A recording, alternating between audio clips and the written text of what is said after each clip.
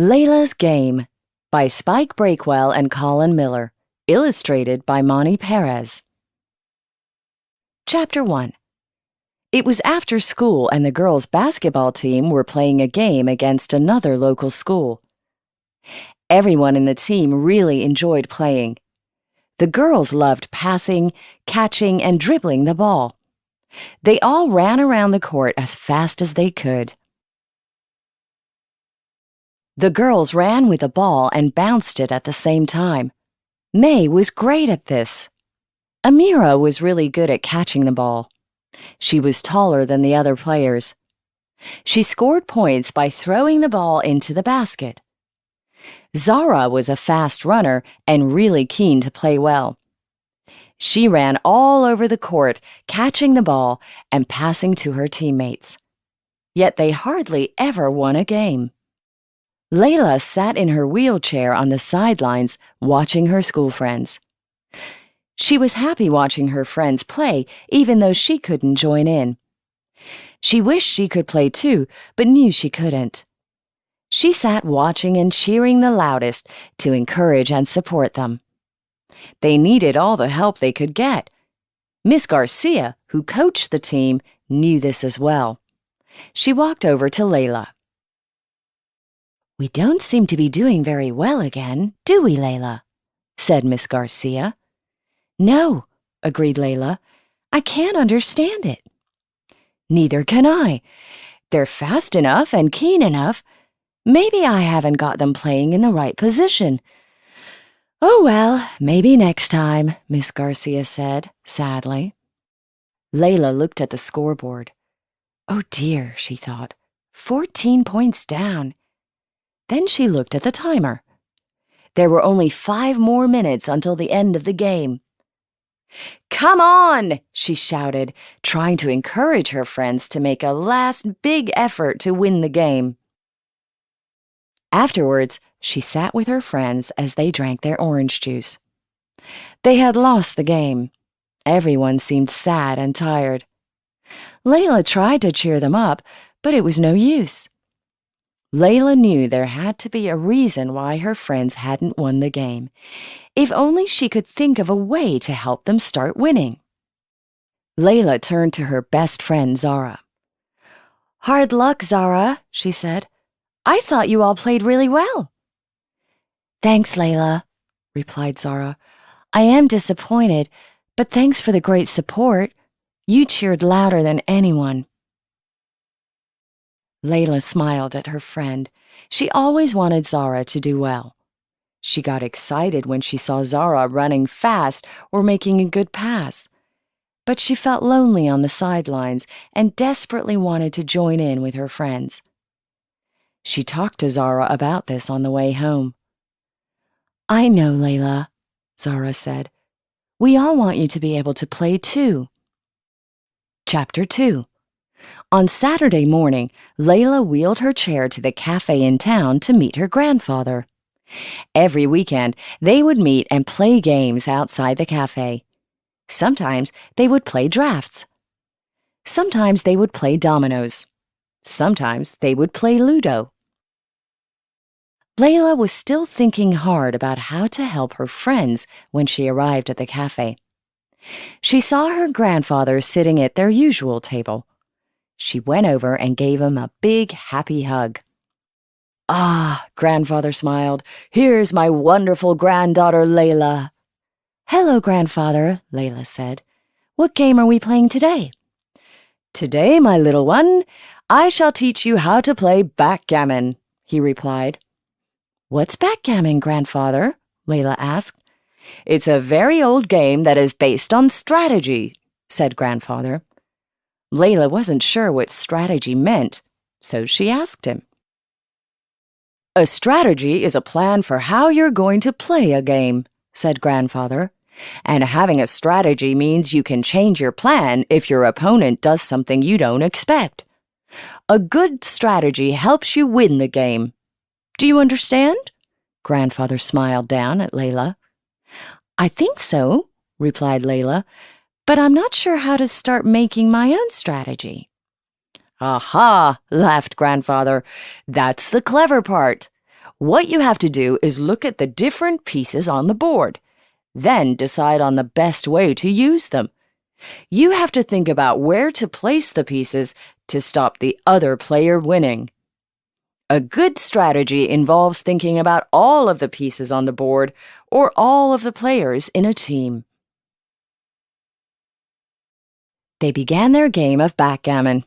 As they played, Leila kept thinking about Grandfather's brilliant idea of a strategy. This might be a way to help her friends. "Grandfather," Leila asked thoughtfully, "would a strategy help my friends win a game of basketball?" "Absolutely," replied Grandfather. "A good strategy is based on what each member of the team does well. It helps them play better." "Thank you," said Leila. She smiled as she moved her last piece on the board. "And it looks like I've won the game." "Good gracious!" exclaimed Grandfather, laughing and clapping his hands. "However did you manage that?" "I had a strategy," giggled Leila. Chapter 3. By the time Leila got back to school after the weekend, she had a strategy to help her friends. Their next game was in 2 days' time. So, at break, she sat with them and told them about her strategy to play the game and win. It was all based on what her friends were good at. "Zara is quick and can pass really well," Leila explained. "So, she passes to May. Then May can use her dribbling skills to run down the side of the court and pass back to Zara. And then Zara passes to Amira, who's the best at scoring baskets. What do you think?" Her friends stopped eating and looked at her. "Brilliant," said May. "Awesome," agreed Amira. "What a great plan! Let's go and tell Miss Garcia straight away," said Zara, getting up out of her seat. Chapter 4. It was the day of the match. Miss Garcia smiled at Leila and then blew her whistle to begin the game. Leila cheered for her friends. Would her strategy work? Would Zara be able to get her pass to May? And would May be able to dribble past the other team's players? Suddenly, Zara caught the ball. "Zara, pass to May!" Leila roared. She was getting excited. Now she would see if her plan would work. Zara quickly passed the ball to May. May caught it and began bouncing it, running as fast as she could past the other players. Zara zoomed along the court, ready to catch the ball back from May. Amira got herself into position, ready to try and score. Leila held her breath. Nearly there, she thought. She wanted to keep on shouting and cheering, but she didn't want to distract her friends. Zara caught the ball again. She made a great pass to Amira, who leapt up into the air towards the hoop. Amira threw the ball. It curved high up into the air for what seemed to be the longest time before dropping straight through the hoop. "Hurrah!" everyone cheered. Leila threw both arms into the air and shouted louder than she had ever shouted before. The rest of the game went by in a flash. Leila's strategy worked superbly, and her friends won by 9 points. Afterwards, Miss Garcia congratulated the team. "We wouldn't have won without Leila's great plan," said Zara. "You're quite right, Zara," smiled Miss Garcia. "In fact, Leila did so well, I have decided that she should be the joint coach for the team.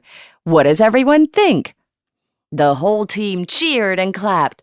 Leila beamed a big, proud smile as Miss Garcia handed her a cap with Coach printed across the front. The next game, Leila found herself in charge of the team. Miss Garcia let her make the decisions. She worked out a strategy beforehand. During the game, she shouted instructions, changing the strategy to match what the other team was doing. It was a close game, but Leila's friends won and everyone cheered. The team all gave Leila a high five as they came off the court. Miss Garcia shook Leila's hand. "Well done again, Leila. You are a great coach and a great addition to the team." "Thanks, Miss Garcia," said Leila. "I love coaching the team, but I still really would love to be able to play as well." "You can," said Miss Garcia. "A new wheelchair basketball club has started on the other side of town. I have told them all about you and your coaching skills. They were impressed with your strategies. They want you to join their mini basketball team as a player." "Brilliant! We can all come and cheer Leila on for a change," laughed May. "What a great end to a great day." Leila was so excited. She couldn't wait to go along to the new club and begin playing basketball. Chapter 5.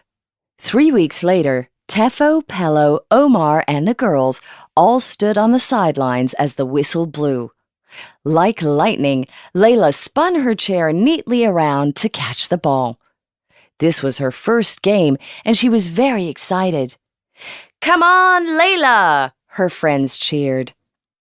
Leila wheeled her chair as fast as she could, past the other players, and passed to her teammate. She turned her chair again and zipped into position near the basket. The ball was passed back to her. She took careful aim. Her friends held their breath. Leila threw the ball perfectly straight. Whoosh! It dropped through the hoop without even touching the sides. Everyone cheered and clapped as Leila turned, giving her friends a huge grin. She looked over at the crowd and saw her grandfather waving and cheering at his very clever granddaughter. This truly was Leila's game. Leila's game. Leila loves watching her friends play basketball, but they keep losing. Can she find a way to help them?